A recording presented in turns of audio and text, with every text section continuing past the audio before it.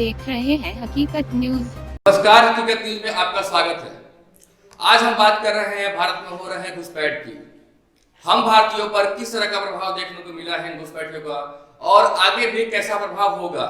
इसी सिलसिले में बात करने के लिए आज हमारे स्टूडियो में पूर्व वार अध्यक्ष मुगलसराय जिला चंदौली से एस.एन. पाठक जी मौजूद हैं। सर, आपका बहुत स्वागत है। सर, एक सवाल,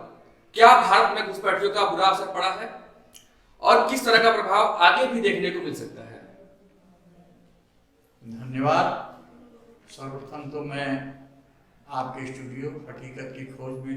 बाबू शैलेश जी, आप लोगों ने आमंत्रित किया, यहाँ उपस्थित सज्जनों ने मुझे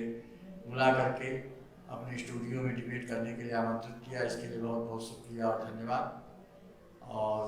शैलेश जी, आपने जो एक राष्ट्रहित से संबंधित बहुत ही महत्वपूर्ण प्रश्न किया है, क्या हमारे देश में जो घुसपैठियों का असर है या घुसपैठी आ रहे हैं, इसका हमारे देश पर किस तरह का असर पड़ा है,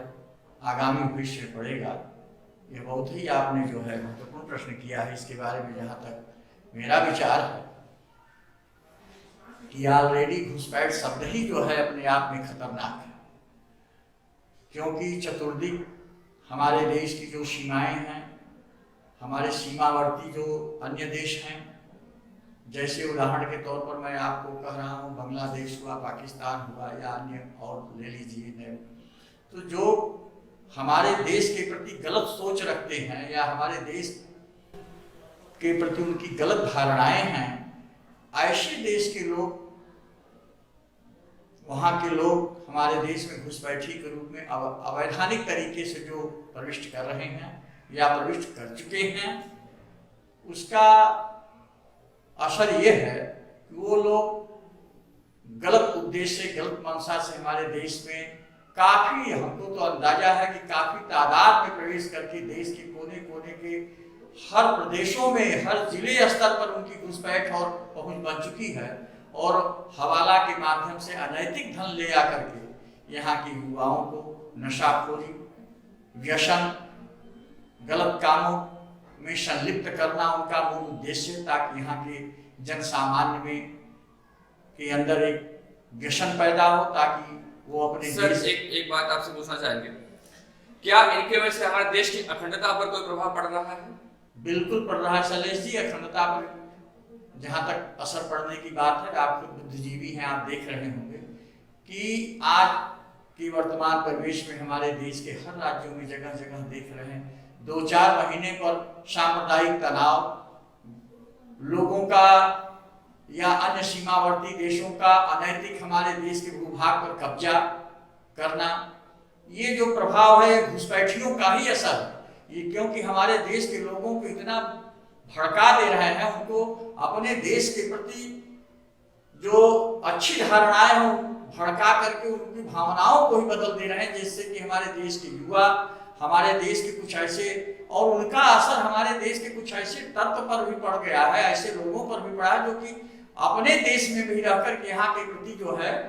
उसको दगाबाजी का काम करते हैं, जिससे हमारे देश की अखंडता आप देख रहे होंगे, चाहे आसाम हो या अभी आप 2-4 महीने देखे होंगे चाइना वगैरह, यह क्या है, यह घुसपैठ ही है जो हमारे सीमावर्ती तमाम प्रदेशों पर, तमाम जगहों पर अनैतिक कब्जा करके इस तरह का बना रहे हैं। यह आप देखेंगे घुसपैठ का ही असर है। सर, आपके अनुसार सरकार को इसके लिए क्या कदम उठाना चाहिए और किस तरह से इसका सामना करें ताकि हमारे ऊपर जो प्रभाव गलत तरीके से पड़ रहे हैं उस पर हम लोग ओवरकम कर पाए, उसके ऊपर हम लोग एक नकेल कस पाए?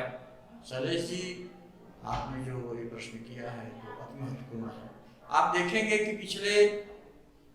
लगभग 70 सालों से, क्योंकि हमारा देश बड़ा ही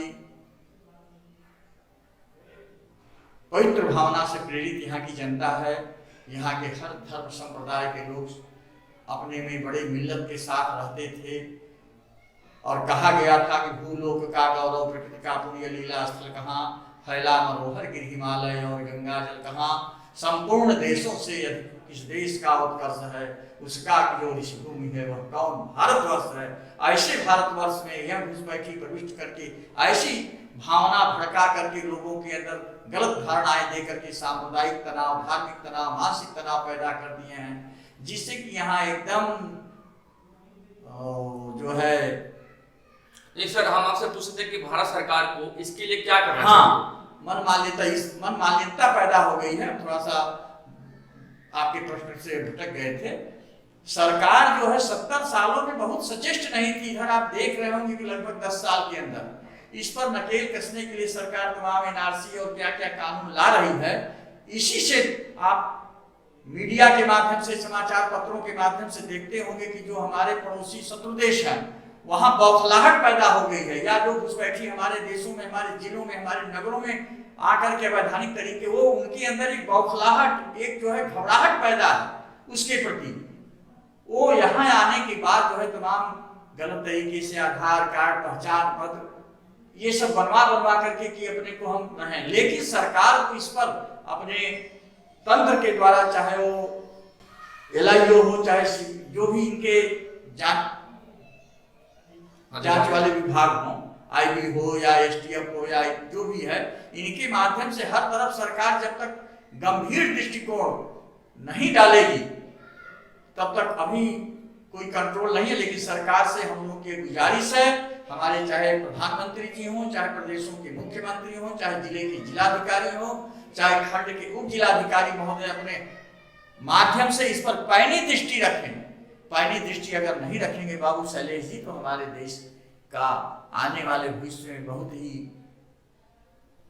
इस पर नियंत्रण नहीं लिए रखे लोग, बहुत ही दयनीय दशा हो जाएगी। इसलिए मेरा इस आपके मीडिया के, आपके हकीकत की खोज के माध्यम से अपने